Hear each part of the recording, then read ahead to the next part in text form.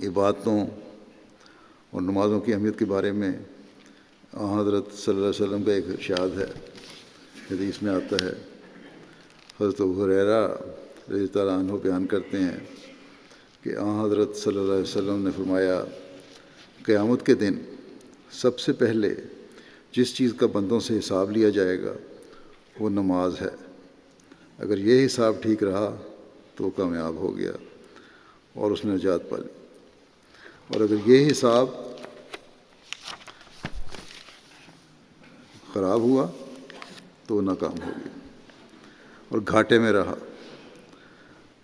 اگر اس کے فرضوں فرمایا کہ اگر اس کے فرضوں میں کوئی کمی ہوئی تو اللہ تعالیٰ فرمائے گا، دیکھو میرے بندے کے کچھ نوافل بھی ہیں، اگر نوافل ہوئے تو فرضوں کی کمی ان نوافل کے ذریعے سے پوری کر دی جائے گی۔ اسی طرح اس کے باقی اعمال کا معائنہ ہوگا اور اس کا جائزہ لیا جائے گا۔ بس یہ اہمیت ہے نمازوں کی۔ آج کل رمضان کی وجہ سے بڑی توجہ ہے سب کی نمازوں کی طرف اور مسجدوں کی طرف، لیکن یہ رمضان کے مہینے کی بات نہیں ہے۔ اللہ تعالیٰ صرف رمضان کے مہینے کی نمازوں کے بارے میں نہیں پوچھے گا،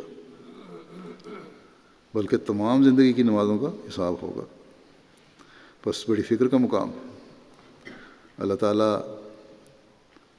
کی اپنے بندوں پر بے انتہا مہربانی ہے کہ فرمایا کہ فرضوں میں جو کمی ہو جاتی ہے بشری کمزوری کی وجہ سے، انسانی طبیعت میں بھی اتار چڑھاؤ آتے رہتے ہیں، بعض دفعہ حق ادا نہیں کر سکتا، تو اللہ تعالیٰ نے فرمایا کہ پھر نفلوں کے ذریعے سے جو زندگی میں عطا کیے گئے ہوں گے ان سے یہ فرضوں کی کمی پوری کرو۔